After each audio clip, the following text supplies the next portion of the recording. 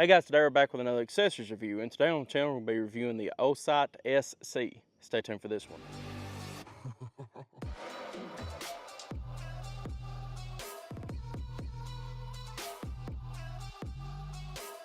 Alright guys, we're back. Once again today we're going to be reviewing the Olight SE. This is the newest optic from Olight.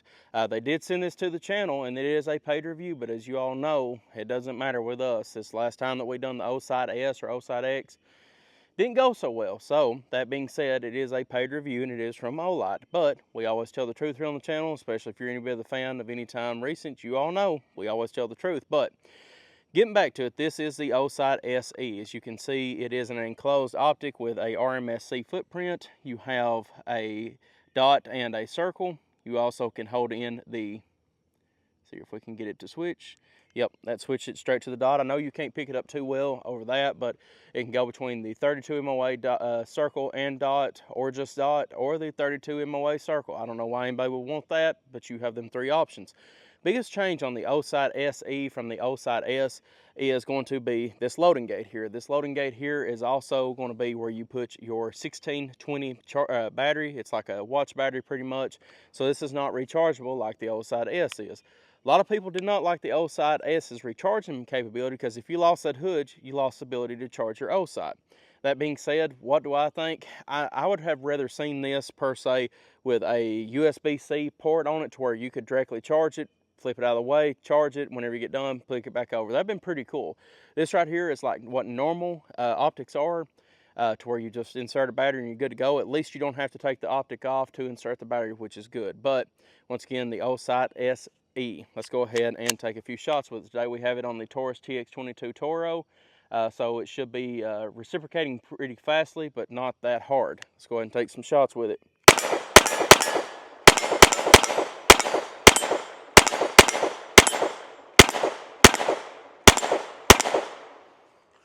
Boys, I'm telling you one thing on the side note, get you one of these Taurus XE or TX's Toros.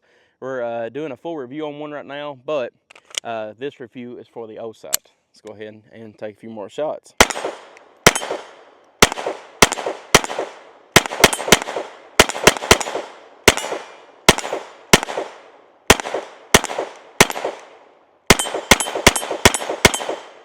There we go.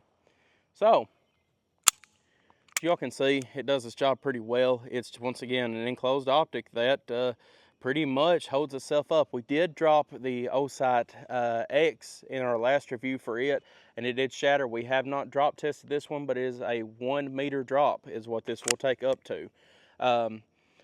Also as well, I tried to find in the packaging how long the battery will stay alive. I cannot find that for now. We will update this video whenever I do find that, or I'll have it right now in the description. But as of when we did receive this, they don't have an actual date of how long it will stay awake on a normal run time.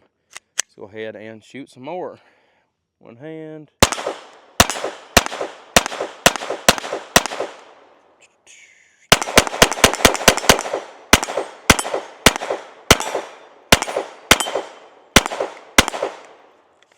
There we go. So it's holding in place, and you know, here's the thing about it is that even after we got done reviewing the normal Olight S, we never did have any other problems with it. It ran fine. We never had a single problem one out of it. We kept it on the, let's see here, what gun was that? The Kimber CDS9, and it ran fine with that. And I mean, it done its job. It did do its job. It is a cheaper optic. I think this around here is going to be around the 150 MSRP. Once again, we didn't get that information, but I know I can't really say, well, I just said it, but we're not supposed to say how much stuff is, but you will be able to get on here and check yourself to see how much it is. But the other one, it still runs this day. The original one we had, and we've probably put, I'd say 500-600 rounds down range. So, you know, the Olight is a good size, especially this one. The Olight X, I still have a little bit of hard feelings about it just because I dropped it from, like I said, chest height and it broke.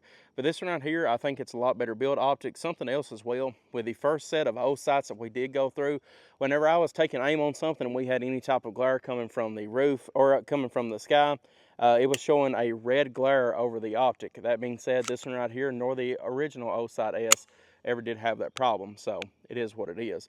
You also as well have backup iron sights on here, so if you have a type of slide that loses the rear optic sights, you will still be able to have them on your gun as well. Even if you do remove your rear sights on this one, we still have our rear sights, but you can't see them anyway where the deck height is not low enough. So it is what it is on that.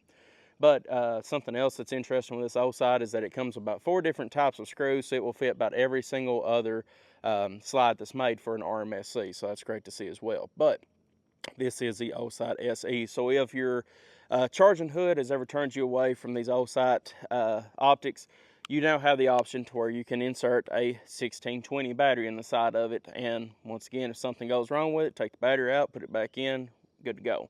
Just like a normal optic, but it gives you a little bit more of a little bit friendlier manual of arms for the optic itself. So that being said, guys, appreciate Olight for sending it to us. We've put approximately 500 rounds down range with this 22 today with the Olight on it. We've not had him shifts in 0 or anything like that.